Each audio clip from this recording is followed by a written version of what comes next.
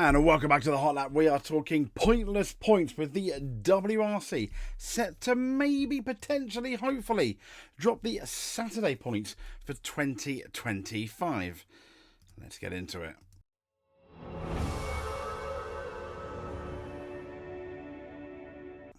And welcome back. As you can see here, we're looking at these Dirtfish article. Controversial system will be tweaked with overall points likely to be awarded on Sunday once more. A full rally, no playing around with the points, fingers crossed. So as we know, the article starts off with, and we'll give it a read, and we'll give our opinion on one of my favourite rally friends, Chris, who's weighed in on it and kind of gave me the inspiration to make this video.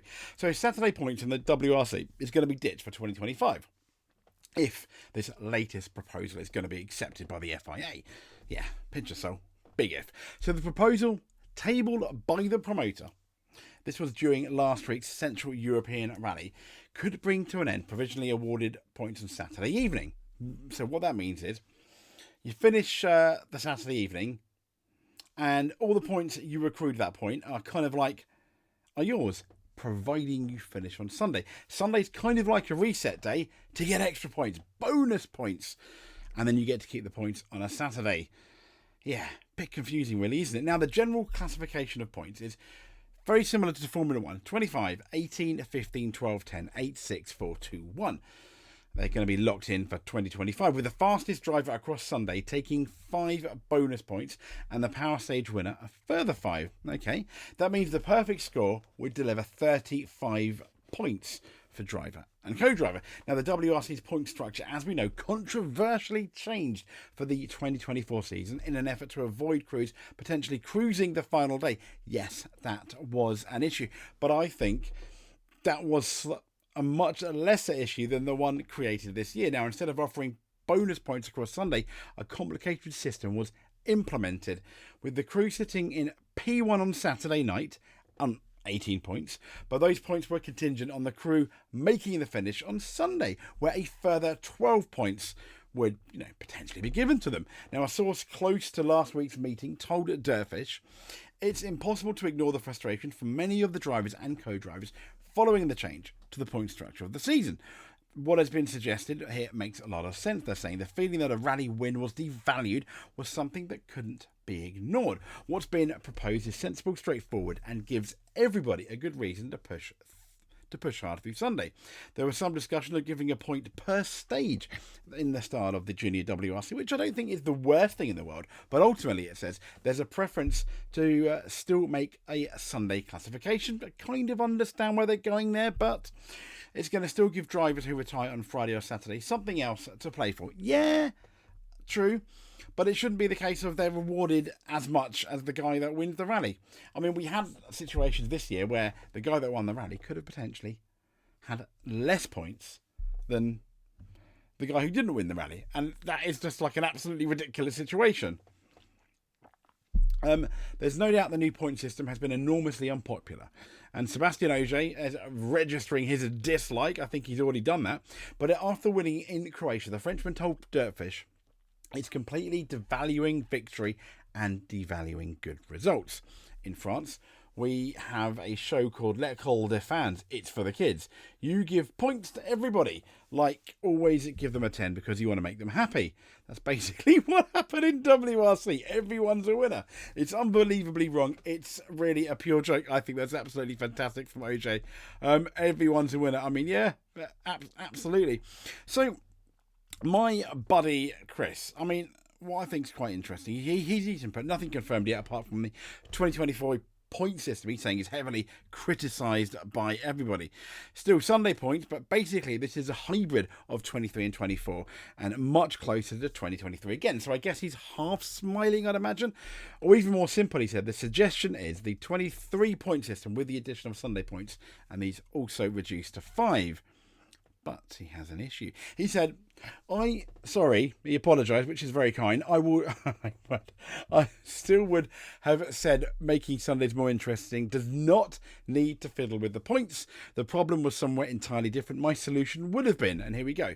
He said, 1, either make a tyre fitting zone before the power stage, so no reason to save tyres. 2, or get rid of power stage points. 3, or my favourite, make Sundays longer? Yes, Chris, that's my favourite. What you do is you kind of, I'll get that into it in a bit. He said, anyway, knowing me and my stats, I made a calculation already. Well, now we'll get into his calculation. Now, in terms of Sunday, I've spoken to Chris about this a lot.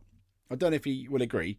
I've always thought you kind of swap the Sunday running for the Friday. So you don't begin Friday morning. You begin kind of Friday afternoon when the at local time, people are getting, kind of finishing work 3-4 in the afternoon, maybe if they want an early finish, and that's when you start the rally, and that's when you have like maybe 3 or 4 stages, get people excited for the rally after the Thursday shakedown, and then you have a much longer day on Sunday. Kind of swap the Friday for the Sunday in terms of the amount of stages. I think that'd be brilliant. Anyway, he said, knowing me and the stats, I made a calculation already, said Chris. The 2025 proposal applied for 2024 makes some interesting reading. He said the drivers, it would be quite similar as is now. He said the best bit is that coming into CER, not Ogier would have been Toyota's title candidate, but Evans. And that's the Central European Rally. And even after the Central European Rally, Evans is only out by 2 points. If Toyota didn't win this, they can blame it on Ogier, because Ogier has now crashed 4 times in the last 3 rallies on a Sunday. And he put a funny crashing on the first 18 or so stages doesn't seem to matter. Even helps your Sunday case. And for mates, Toyota lost, and let's be fair, they lost a lot of their Saturday points. But he carries on by saying, beside the winner does not get the most points. Once tried, this Saturday points rubbish was probably the worst. The thing about this new system, he said, the winner does not get the most points, but drives slow on Sunday, but you don't lose your Saturday points. And in fact, Hyundai does right now. So even in the main point to slow driving on Sundays, the fact that you can lose your Saturday points makes an absolutely utter farce. He said the makes, Toyota was clearly faster. They were let down by Ogier. See the wins, 1-2s, see the stage wins, he said. Toyota is way ahead of Hyundai. Is Hyundai, he's saying, proud of winning the title because they go slow on a Sunday and wait for Ogier to crash after not being convinced in the Thursday-Friday. He goes on to say, saying the huge problem for this makes the title, which we both have said is kind of like a farce, is the Saturday points. He said, plus the fact that Saturday points are lost when you don't finish. If you see the Acropolis Rally, Ogier crashed last stage, took 22 minutes to fix the car, but he still got 13 points from Saturday. Why? After losing 22 minutes in the Central European Rally, he had 18 points from Saturday, crashed to the penultimate stage. This time, sadly, he couldn't fix the car. If he'd taken the car home in 156th place after a 2 hours repair, he still would have got the winner's points for Toyota. And this is how to decide a makes title when the makes pay for this show in return of marketing. A massive question mark. But anyway, I attached my calculations. He said, in the drivers, funnily enough, Ogier is the biggest loser, and quite rightly so. With Toyota winning twice as many rallies, he says, quadruple the 1-2s with 128 to 82 stage wins. That is massive. Hyundai is now slow on purpose on top of it. We'll compare to the top of my tables. And he talked about the 2024 system. Hyundai is 15 points ahead of Toyota.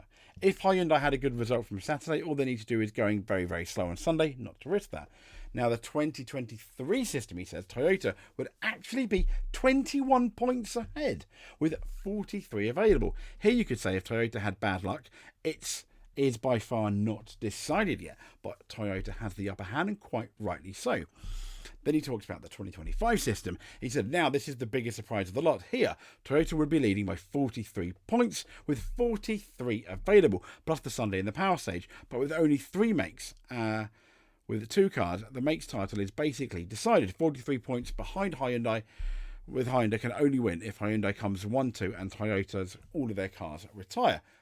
Could obviously happen. He said it seems the least exciting finale, but if you see all the other statistics, the most deserving one. And he concludes that if they don't want to go back to the 2023 system and search their Sunday solution elsewhere, as the problem was never in the points in the first place, completely agree. He said, then I must say their hybrid solution that Dirtfish reports is actually a good one. It is easier to understand and a lot fairer. Chris, when are you going to run a rally? We'll speak to you soon. Chris, come on, apply. If you like what you see, please hit that subscribe button. Comment below if you like Chris's idea. If you want to see him run rally, I do. We'll speak to you soon. Thank you very much and stay safe.